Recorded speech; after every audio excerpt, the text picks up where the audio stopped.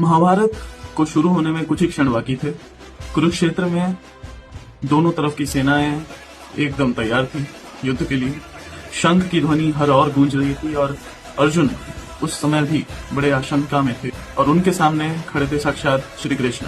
श्री कृष्ण कहते हैं कि हे पार्थ, ये ज्ञान योग पहले मैंने सूर्य देव को दिया, सूर्य देव ने फिर मनु को दिया, मनु ने फिर राजा इक्ष्वाकु को दिया।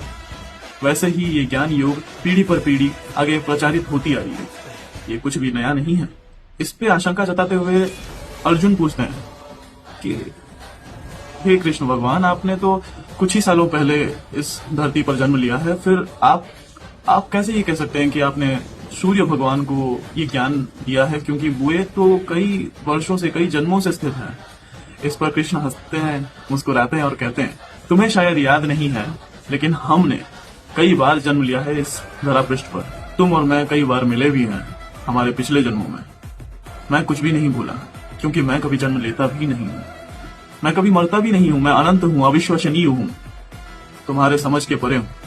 मेरे कई रूप हैं, कई अवतार हैं, ये सब मेरी माया है, मैं समय से बंधा नहीं हूँ।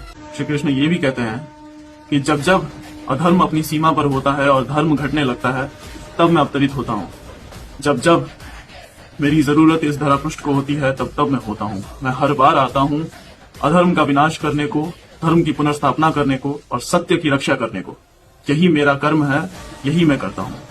मुझे इस पूरे विश्व में कुछ भी करने की आवश्यकता नहीं है, फिर भी मैं कर्म कर रहा हूँ। तभी कृष्ण भगवान मुस्कुराकर कहते हैं, हे अर्जुन, इंसान अल्पज्ञ होता है, इंसान को बुद्धि नहीं होती। ये बुद्धि कुछ भी नया नहीं है, ये जन्मों से चलता आ रहा है। ये बुद्धि पहले मैंने किसी को दी, उसने किसी और को दी, ऐसे ही पीढ़ी पर पीढ़ी ये प्रचारित होते आ रही है। और ये फिर से मैं तुम्हें दे रहा हूँ ये दिव्य ज्ञान, ये ज्ञान योग, यौन योग, जिसको समझ के तुम कर्म करो ताकि तुम्हें मोक्ष प्राप्ति हो सके। राधे राधे।